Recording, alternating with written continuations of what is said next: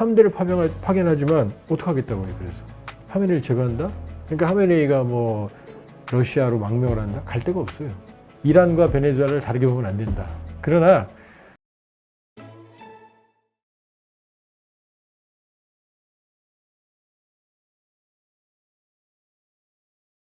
오늘 모신 분은 통일연구원 석자연구위원이시죠. 조한범 박사님이십니다. 안녕하세요. 예, 안녕하세요. 자, 지금 미국 항모가 지금 이란 쪽으로 향하고 있다, 집결하고 있다, 중동에서 이런 뉴스가 나오는데 트럼프가 사실 바로 공습할 것처럼 얘기하다가 그 시위 시민혁명이 있었을 때 그 조용했단 말이에요. 뭐 이렇게 좀 망설이는 이유가 있을까요? 일단 트럼프 대통령이 왜 이란에 항모를 보내죠? 시위 때문에? 글쎄요, 이번 기회에 정권을 바꿀 수도 있다, 시민들에 의해서? 그렇게 따지면 더 독재 국가는 북한이잖아요. 그렇죠. 네. 더 독재 국가 많아요. 중국도 독재고, 푸틴도 독재고. 그렇죠. 그렇게 따지면 지금 이란 국민들이 시위를 하니까 보낸다? 민주화를 위한다? 그치. 그건 이제 대의명분이고. 대의명분이죠. 그치. 그렇게 실제로는 보면, 우리 다들 알잖아요. 네, 에너지. 딱 두 가지거든요. 두 가지가 무슨 얘기냐면은 지금 트럼프 대통령이 많은 국가에 대해서 이걸 했지만 다 전화로 전쟁을 끝내거든요. 그렇죠. 협박을 하거든요. 협박, 압박. 태국, 캄보디아 관세 매길 거야? 파키스탄, 인도 매길 거야? 지금 푸틴도 만났지만 항상 전화거든요. 중동도 네타냐 만나지만 힘은 안 써요. 근데 트럼프 대통령이 딱 두 군데에만 힘을 썼어요. 하나는 베네수엘라, 마두로 대통령. 수도를 폭격하고 델타 포스를 집어넣어서 세계 역사상 유례 없는 대통령을 잡아갔거든요. 우리 모두의 예상을 뛰어넘었죠.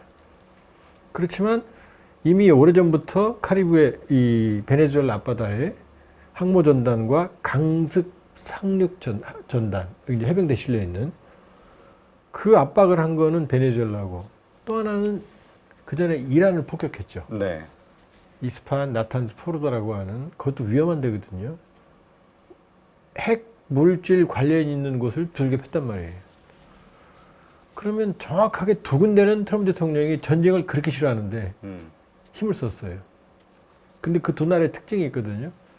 베네수엘라는 세계 원유 매장량 1위, 무려 3천억 배럴이에요. 미국의 한 6배 됩니다. 네. 미국이 한 10이 되거든요. 그다음 2위가 사우디예요. 그리고 3위가 어디냐? 이란이에요. 그러니까 베네수엘라와 이란만 두들겨 팼는데 우연하게도 세계 매장량 1위는 베네수엘라, 3위는 이란이라는 거죠. 그러면 매장량과 실제 생산량은 다르거든요. 그렇죠. 실제 생산량은 미국이 1위예요. 왜냐? 셰일가스, 셰일올 때문에. 그렇죠. 그러면은 어떤 그림이 그려지냐면은 트럼프 대통령이 원하는 건 에너지 패권이라는 건 삼적 정답 다 알아요. 왜냐하면 트럼프 대통령이 에너지 패권을 가지게 되면 에너지 공급망을 장악할 수가 있고, 이렇게 되면 에너지 가격 결정권이 트럼프 대통령한테 가게 돼요. 오펙이나 사우디가 아니라. 그렇게 되면은 일단 중국의 목줄을 잡게 됩니다. 중국은 에너지 수입해야 되니까. 일단 베네수엘라 주요 수출국 80%가 중국이었거든요. 이란도 이란 에너지의 70~80%가 중국으로 갑니다. 요걸 잡게 되면은 중국이 한 20% 정도의 에너지 공급량을 미국이 모을 수 있는 거거든요. 그 다음에 가격 결정권을 가지게 되죠. 그럼 트럼프 대통령은 에너지 가격을 저유가 시세를 원해요. 인플레이션 때문에. 그럼 트럼프 대통령의 트럼프노믹스를 자기 마음대로 할 수 있는 거고, 또 하나는 러시아가 전쟁하는 게 석유 팔아서거든요.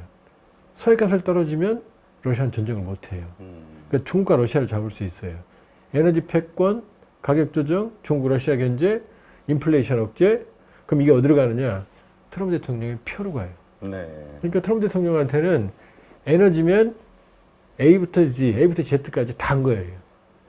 그러니까 결과적으로 트럼프 대통령 자꾸 그런 얘기 하거든요. 저도 이제 댓글 같은 거 보면 잘 안 읽는데 어쩌다 읽으면 베네수엘라 얘기하면은 부정선거 때문에 들어간 건데 현상을 모르고 있다, 네가 당신이, 이런 얘기 많이 나와요. 그런데 트럼프 대통령이 마두로 잡아가면서 이유는 뭐냐? 일단 미국 법정에 마약, 나르코 테러리즘으로 기소가 됐어요. 네. 그다음에 부정부패, 인권유린, 부정선거 이런 얘기가 나오거든요. 마두로 잡아간 다음부터 이런 얘기 한마디도 안 나오잖아요. 마약 얘기 나온 적도 없고 그렇죠. 부정선거 민주화 얘기 나온 적도 없어요. 마두로 지금 관심도 없어요. 잡아간 거. 트럼프 대통령은 만일에 부정선거고 만일에 인권, 민주화 이게 문제였다면 마두로와 정말 자웅동체 짝짝꿍이 누구냐? 지금 대통령 대행을 한 로드리게스 부통령이거든요. 네. 이 사람도 쳐야 되거든요? 아니잖아요. 바로 전화 걸어서 우리 서기 협력해야지. 나하고 사이 좋아. 그러니까 로드리게스는 밤마다 전화하면서 미혹하고 석유 지금 협상하는 상황이거든요. 낮에는 반미인 척하지만. 로드리게스 잡아가야 되거든요. 그리고 오히려 마차도라고 하는 베네수엘라의 노벨평화상 수상자. 그 여성분은 트럼프한테 노벨평화상까지 선물을 줬죠. 그렇죠. 근데 트럼프가 처음에 뭐라고 말했어요? 마차도 보고. 아, 당신은 베네수엘라에서 존경을 못 받고 있어. 지도자가 못 돼? 말이 안 되잖아요. 이 사람이 원래 부정선거를 안 했으면 이 사람이 당선되는 거였거든요. 근데 이 사람 지금 찬밥이잖아요. 그렇죠. 그러니까 착각을 하는 거죠. 뭐 베네수엘라를 부정선거 때문에 들어갔다? 그렇다면 이 로드리게스부터 시작해서 내무장관, 국방부 장관 두 축, 부정부패와 인권유린, 민주화 억제 다 제거해야 될 거 아니에요. 아니잖아요, 지금. 미국의 손잡는 세력들하고는 지금 탄탄하게 유대를 형성하고 있거든요. 그렇죠. 그럼 이란으로 가볼 거예요? 이란 트럼프 대통령이 시위할 때 지금 이란 당국이 얘기한 게 3,000명 이상 피살, 뭐 만 몇천 명까지 나오던데. 3만 명 설도 나오고, 그러니까. 부상자까지 30만 명까지 나오거든요. 그 무자백에 학살한 거예요. 그때 뭐라고 그랬어요? 빨리 관공서 점령하라고. 이란 사람들이 믿었죠, 트럼프 대통령을. 안 들어갔잖아요. 근데 지금 함대를 보내거든요? 지금 함대를? 그러면 이미 관공서 점령하라고 할 때, 그때 이미 보냈고, 그때 보호 조치를 했어야죠. 지금 아니잖아요. 지금 분위기만 조성하고 있잖아요. 트럼프 대통령의 특징은 뭐냐면, 가급적이면 손에 피를 안 묻히고 문제를 해결하려고 합니다. 말을 많이 해요. 때릴 거야, 말 거야, 어쩔 거야. 그러니까 베네수엘라를 때리니까, 또 과거에 이란의 핵수를 때리니까 이제 전면 침공 가능성을 좀 얘기하죠. 근데 베네수엘라도 지금 침공 안 했잖아요. 전면 침공은 안 했잖아요. 그렇죠. 그냥 수도만 때려서 마두로만 잡아갔잖아요. 세계적인 역사에 남는 작전. 남의 수도에서 쿠바 정예 경호대 32명을 몰살시키고 자기네는 한 명도 안 다치고 잡아갔다. 기적이다 그랬죠. 그렇죠. 얘기가 나오잖아요, 이제.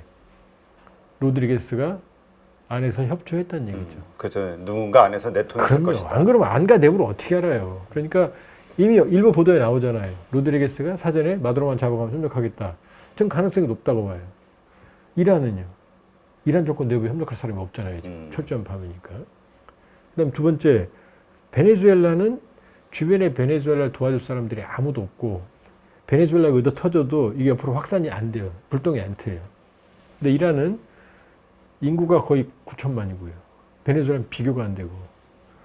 그 다음에 반미라고 하는 신정체제가 아주 장기간 탄탄한 권력체계를 유지하고 있고 마두로는 달라요. 국민적 지지가 없다고 하더라고요. 네. 그 다음에 문제는 여기가 화약고라는 거죠. 여길 터트리면 지금 하메네이 신정정권이 그냥 죽겠냐는 거죠. 핵이 있어.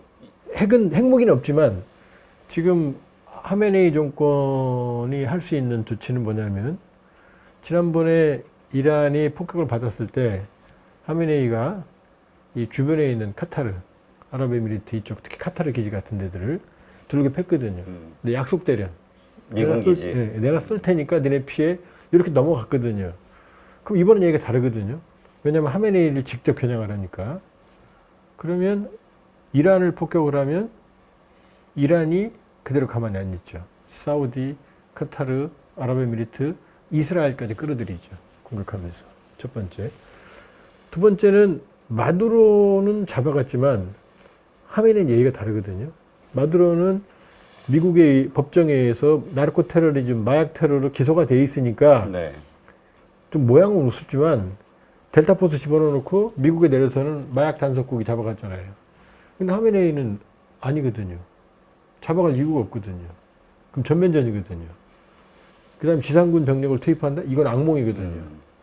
그 다음에 만일에 하메네이를 제거한다? 그러면 더 다르거든요. 만일에 뱀이면 뱀 목 치면은 몸통에는 아무런 의미가 없죠. 그렇죠. 근데 뱀이 메두사라면요. 머리가 여러 달린 메두사라면요. 하메네이 목 하나 친다고 해서 신정체제가 무너지는 게 아니거든요. 그렇죠. 다른 후계자가 또 그런 게 여기서 그대로 나와 튀어나오면 있거든요. 오히려 더 혼란스러울 수 있거든요. 그러면은 사우디 같은 경우는 중동은 불행하게도 민주주의 역사가 짧아요. 다 왕정이잖아요. 그렇죠. 사우디, 아랍에미리트, 카타르 다 왕정이잖아요. 그러면 이란이 혼돈스러워지면, 정정이 혼돈스러워지면은 이게 주변으로 번집니다. 주변 전체가 불안해집니다. 그러니까 트럼프 대통령이 지금 문제를 그렇게 화끈하게 두들겨 팬다? 이건 핵시설 몇 개 때리는 거하고 다르거든요. 그러니까 지금 함대를 파견하지만 어떡하겠다고요, 그래서. 하메네이를 제거한다? 더 불확실성이 커질 수 있어요. 압박을 한다? 하메네이 입장은 마두라고 다르거든요. 이게 신정체제이기 때문에 미국에게 항복하는 순간 하메네이의 뿌리부터 흔들리거든요. 그러니까 지금 트럼프 대통령은 압박은 하지만 목표가 뭔지 불확실하죠. 네. 그러니까 벌써 지금 사우디가 하지 마. 네타냐후도 하지 마. 주변국들도 하지 말라고 하는 상황이거든요. 이 상황이에요, 지금 정확하게. 자, 그런데 이번에는 근데 과거와는 좀 다르게 시위가 뭐 정말 몇만 명이 사망했다라는 말이 나올 정도로 아주 격렬했고 전국적인 예. 아주 대규모였잖아요. 예. 상당히 의미가 있었다고, 더군다나 상인들이 합류를 했었기 때문에 그런 분석들이 초반에 많았었는데 무너질 것이다, 정권이. 달렸죠. 지난번 시위랑. 왜냐하면 두 가지가 다 다른 게 뭐냐면 지난번에 2022년에 히잡 시위가 있었죠. 한 여성이 히잡 미착용으로 종교경찰한테 구금이 됐고 조사 과정에서 의문사를 당했고 그게 이제 전국적으로 퍼진 게 히잡 시위거든요. 네. 심했어요. 그때도 한 300명 정도 최소 사망한 걸로 알려져 있거든요. 그런데 그 당시는 요인이 일단 히잡이라는 종교 원인이었어요. 그리고 두 번째는 그 사망한 여성분이 쿠르드족이었어요. 아, 소수민족. 그러니까 이번에 시위 때도 쿠르드족 소수민족 쪽에서 희생자가 많았고 그 당시도 마찬가지예요. 그 당시는 이 히잡이라고 하는 종교 문제, 쿠르드 소수민족으로 이쪽으로 몰아갔어요, 미국이. 이란 당국이. 그리고 그때도 히잡 문제가 우리가 생각하는 것처럼 이란 내부에서 그렇게 민감한 문제는 아니었어요. 그러면 히잡 안 쓰면 잡아간다? 그러면 그게 아니고, 자, 메칸 향해 기도하는 시간에 애들이 축구해요. 그러면 잡아가는 게 아니라, 야, 하지 마. 그럼, 알았어요. 이 정도였다고요. 히잡도 안 써도 좀 써. 그러면, 알았어요. 이 정도, 경범죄 정도인데, 아마 이 문제는 소수민족 문제와 결합이 되면서 이 문제가 비화한 것 같아요. 네. 그러니까 그때는 이란 당국이 이 종교 탄압, 종교의 경직성, 이런 문제를 조금 완화하고, 또 그다음에 소수민족으로 밀어붙이는 이런 형태로 이제 위기를 넘긴 것 같아요. 심했지만. 근데 이번은 그때와 다르다. 네. 왜냐하면 이번 시위의 출발점이 12월 28일 그랜드 바자르. 바자가 이제 우리 바자회 뭐 이런 거 하잖아요. 시장이라는 그렇죠. 뜻입니다. 시장이라는 뜻. 여러 나라에 쓰는 용어거든요. 거기에 상인들이 먼저 들고 일어났거든요. 그럼 이 상인들이 왜 중요하냐면 이 사람들이 하메네이 정권의 핵심 세력들이에요. 79년에 호메이니가 이슬람 혁명을 일으킬 때 자금줄이 이 사람들이었고 네. 이 사람들이 핵심적으로 지지를 했거든요. 그러니까 이 사람들은 하메네이 정권과 일심동체에 가까운 사람들이거든요. 근데 이 사람들이 들고 일어난 거예요. 왜냐하면 인플레이션 때문에. 그렇죠.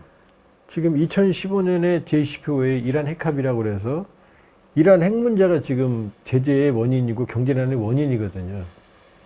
그때에 비해서 40에서 50분의 1로 가치가 폭락했거든요. 어느 정도냐면 좀 심하게 말씀드리면 아침에 상인들이 물건을 팔아요. 80원, 100원에 떼다가 120원에 팔았어요. 20원 남았죠? 그럼 저녁이 되면 150원이 되는 거예요. 그렇죠. 그러니까 정상적인 거래가 안 되잖아요. 안 되죠. 그러니까 문을 닫고 나와버린 거죠. 여기에 MZ세대부터 시작해서 젊은 세대들, 그 다음에 여기 불이 붙어버린 거죠. 첫 번째. 그러니까 종교 문제가 단일 요인이 아니고 경제 문제예요. 해결할 수 없는. 그래서 페지시키안 대통령이 방송에 나와서 그랬잖아요. 우리도 할 수가 없다고 문제. 왜냐? 이게 제재잖아요. 제재를 해결하자면 문제 해결이 안 되잖아요. 그렇죠. 또 하나는 이 제재 때문에 문제가 심한데 그럼 이란 당국이 외화가 없느냐? 있어요.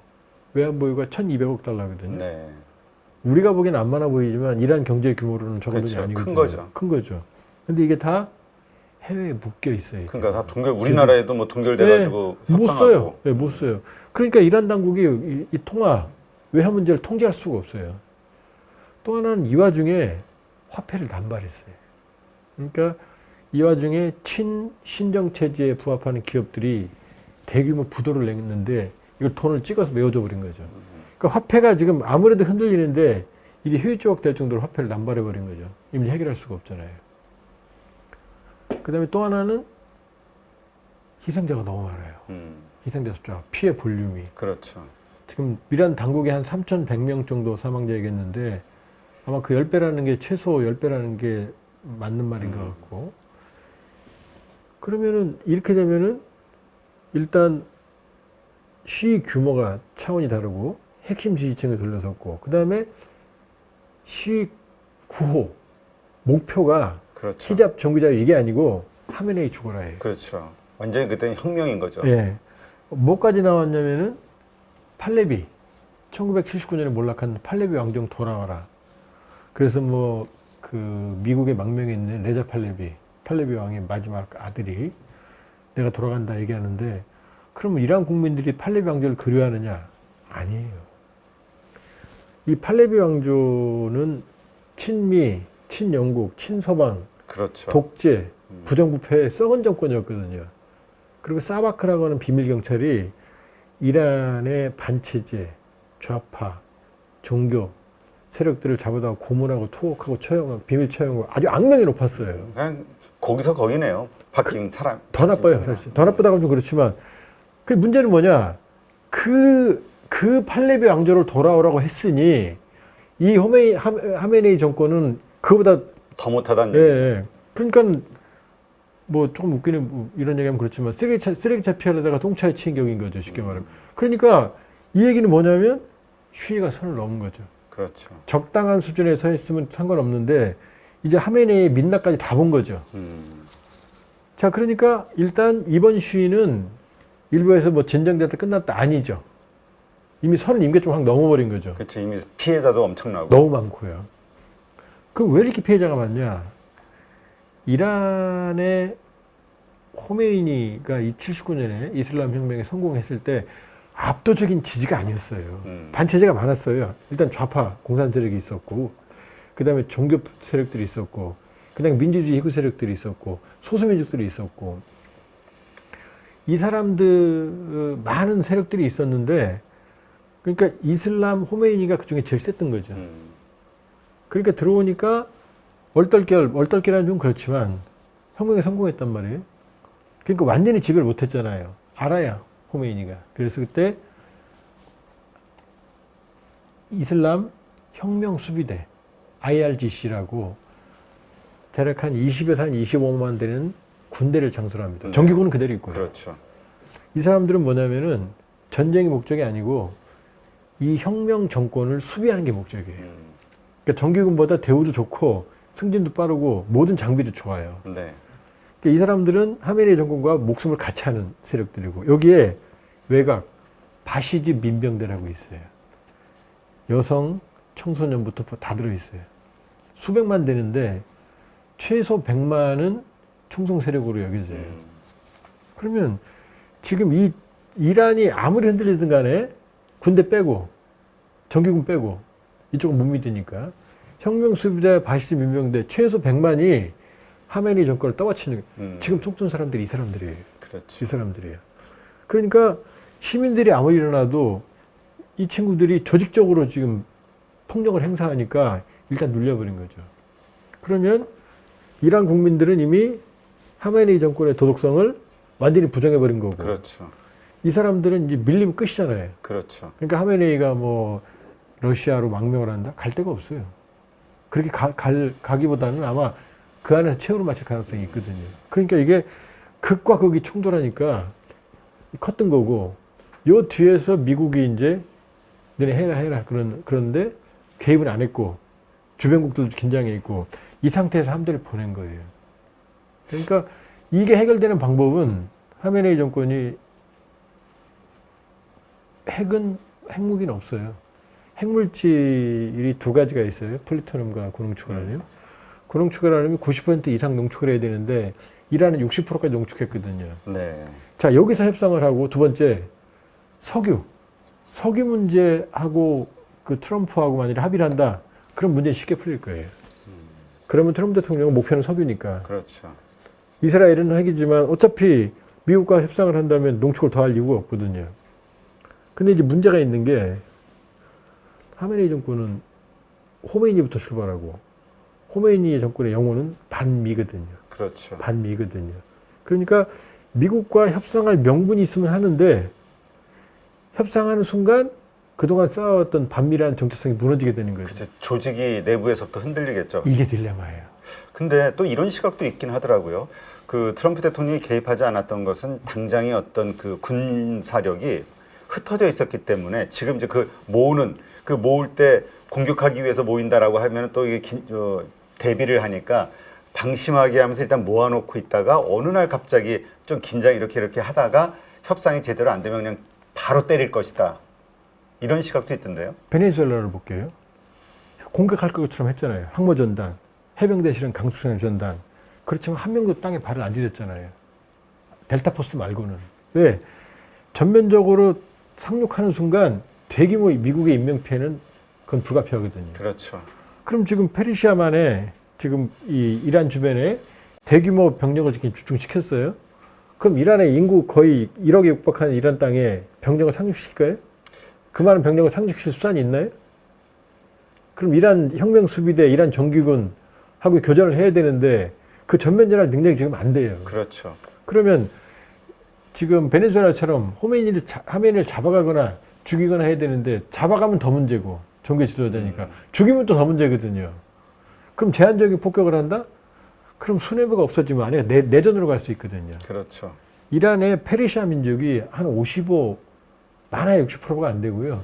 한 15%가 아제르바이잔족, 아제르족. 그 다음에 한 7, 10% 가까이가 이 쿠르드족이거든요. 여기가 또 터지면 내전 상태로 가거든요. 실제로 일부 이란이 통제 못하는 지역도 있어요. 그러면 이게 번져버리면 이제 어떻게 하죠? 사우디, 카타르, 아랍에미리트, 중동 전체가 이스라엘이 개입해도 해결을 못하잖아요. 지금 통제력이. 그렇죠. 그러니까 지금 도대체 트럼프 대통령의 목표가 뭔지. 트럼프 대통령 항상 부동산 업자식이에요. 부동산 거래할 때 어떻게 하죠? 1억이야. 세게 부르고. 3천만 원, 300만 원만 깨줘. 안 돼. 이렇게 가죠. 베네수엘라도 결국은 희대의 역사에 남을 작전인 것처럼 보이지만 뚜껑을 열어보니까 안에서 동조했잖아요. 그렇죠. 그리고 몇 달 동안 그 앞바다에서 전면적으로 상륙할 것처럼 그렇게 페이크, 일단 속임수를 보인 다음에 목표는 상륙할 생각이 없었던 거죠. 그냥 마두로만 잡아갈 생각이었고 모든 걸 다 탐지한 다음에 안에서는 누가 해요? 로드리게스 내지는 미국의 동조하는 세력들이 모든 정보를 다 준 거죠. 네. 그럼 어떻게 이겨요? 전자전으로 마비시켜놓고 정보는 다 알고 있었고 뭐 일부에서 극초음파, 우주인 무기, 외계인 무기 그러는데 전 그 가능성을 높지 않게 보는 게 그 초음파 무기 같은 게 마두로한테는 영향이 안 가요? 만약에 마두로 죽었으면 어떡할 거예요? 제가 보기엔 치밀한 내부자 정보, 내부의 호응, 그 다음에 전면적인 상륙작전 할 것 같으면서 모든 사타 정보가 그것만 본 거죠. 마두로의 동선만. 거기다가 중국 특사가 바로 마두로 만난 다 직후에 잡아갔잖아요. 그렇죠. 그러니까 중국 특사가 엑스맨이에요. 중국 특사가 오니까 마두로는 설마 날 건드려? 그렇죠. 편하게 잔 거죠. 근데 이란은 아니잖아요, 지금. 그러니까 상황이 좀 다르죠. 이란과 베네수엘라를 다르게 보면 안 된다. 그러나 트럼프가 저렇게까지 어마어마한 군사력을 안보에 돈 쓰는 걸 싫어하는 사람이 움직이는 곳은 딱 두 군데다. 베네수엘라와 이란이다. 목표는 뭐냐? 석유 패권이다. 이렇게 볼 수 있죠. 네, 알겠습니다. 이제 그 군사력을 가지고 집결이 됐을 때 어떤 말과 행동을 하는지 계속해서 긴장감 가지고 지켜봐야겠네요.